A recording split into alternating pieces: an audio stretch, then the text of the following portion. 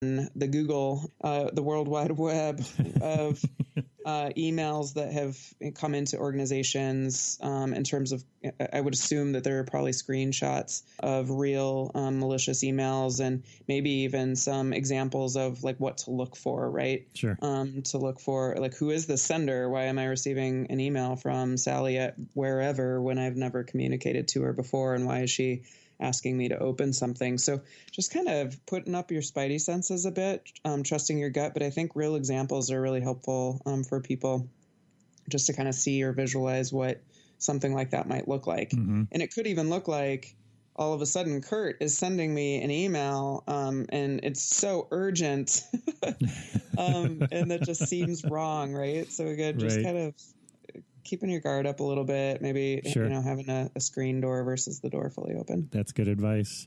What are some of the best resources you've found to staying relevant or ahead of the curve in your position?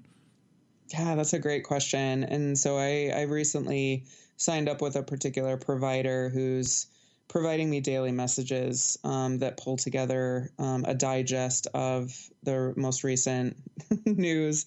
And some days I'm like, I don't even want to open it. It's like watch it. It's like looking at a car crash. Right.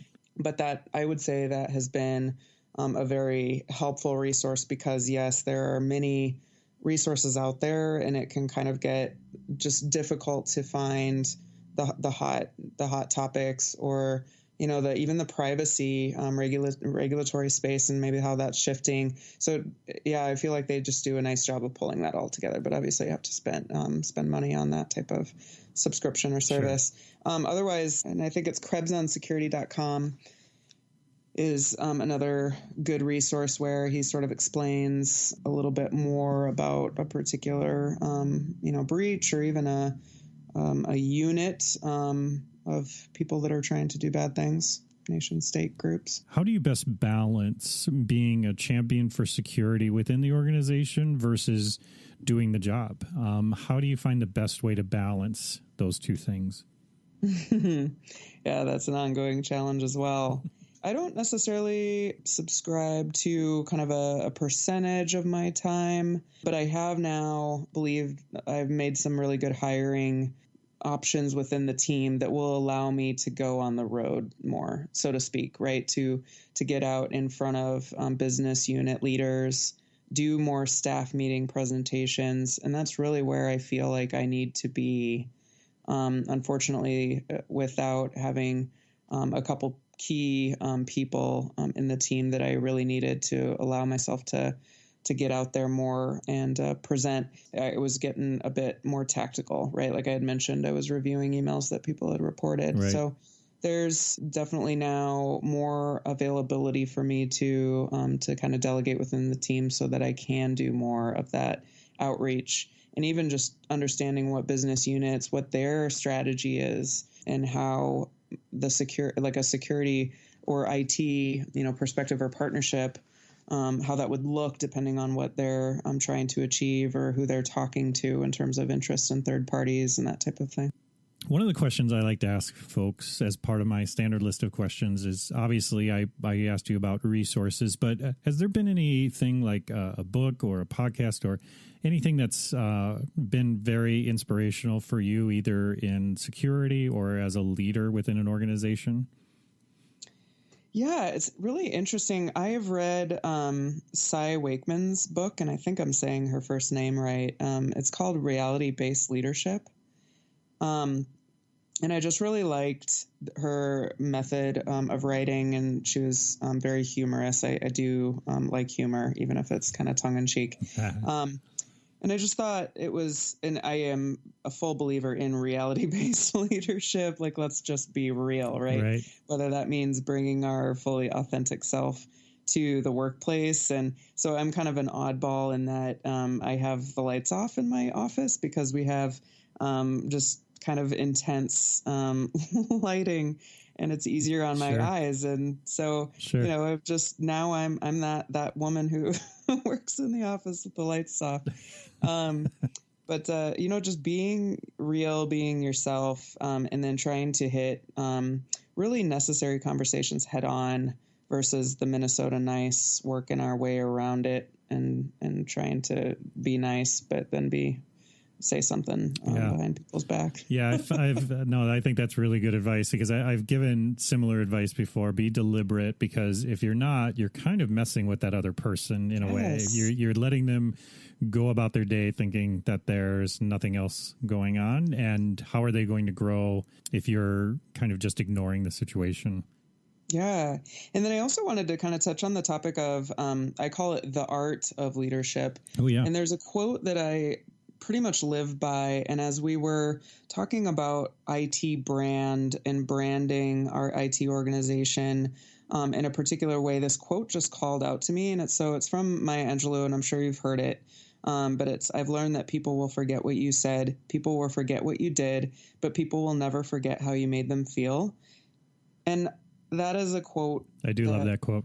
Yeah, that I just try to live by, because there's this feeling that you get when you're in the presence of great leadership. And if I can be that for other people, that's amazing. But just, I want to make people enjoy the place where they spend a lot of their time. Right. And so it's funny, I have a essential oil diffuser in my office as well. So I try to, prime people for relaxation mode to tell me all of their juicy stories with my awesome scents. Oh, I think that's a smart move. I mean, it's not a non-stressful type of work that you're involved in. There's a lot of moving parts, so that makes a lot of sense to me. Yeah.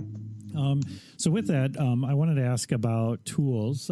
Is there any tools or products that you found impactful for the work that you do? And again, I've had people say anything from I love my notebook to I use Evernote, or I love Outlook, or, well, actually nobody says they like Outlook. So, sorry. Has there been anything that you've used in the past that has been really impactful for you?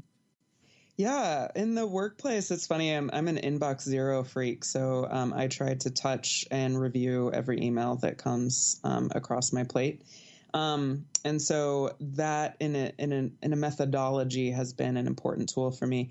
But I really have appreciated Skype. I was trying to think through how I would answer this question, or WebEx flavor of the month. Zoom is also good from just a personal use perspective, but being able to share your screen and from either a support or something's kind of going on that's wonky on my machine, or just effectiveness in meetings in terms of let's review, how much our strategic sourcing initiative has saved for the organization, and being able to look at it within a meeting versus bringing printed out paper has just, I feel like that's been, it's interesting because Target had moved over to Skype quite a while ago, and they had a print less campaign to try to save money on printing. And just we're in the digital age, right? Right. And that is a newer agenda for CHS. And so I just always get kind of jazzed when people see the opportunities that come with Skype, WebEx, online meeting, whatever you call it. You mentioned the Maya Angelou quote, which I love. Is there any advice that you've ever received in your professional career that's really stuck with you? Yeah, and I learned this pretty early, but it was just to show appreciation to those leaders that stick their neck out for you, and to remember what people in that leadership position have done to help with your development, your growth, your career, because it just takes some conscious effort, because if a leader helps to promote us, we now may be working for somebody else and we just kind of forget about them. So to nurture the relationships for people who have gone the extra mile is just, I think, really important. And I had not done an effective job at doing that, and it was very early on in my career. So I just, I didn't have the maturity yet. And so I feel like that is just a really important piece of advice. That's great advice. What would you say is the most important character of a leader? I think just taking the time to listen to the people that work for you and around you, and above you, regardless of who they are or what they do in the organization, but just to listen, to be present. It is great advice. I wish more people listen to that advice. As I get done rambling. No, it's great. I want to say, Sarah, thank you so much for coming on the show. It has been an absolute pleasure talking with you.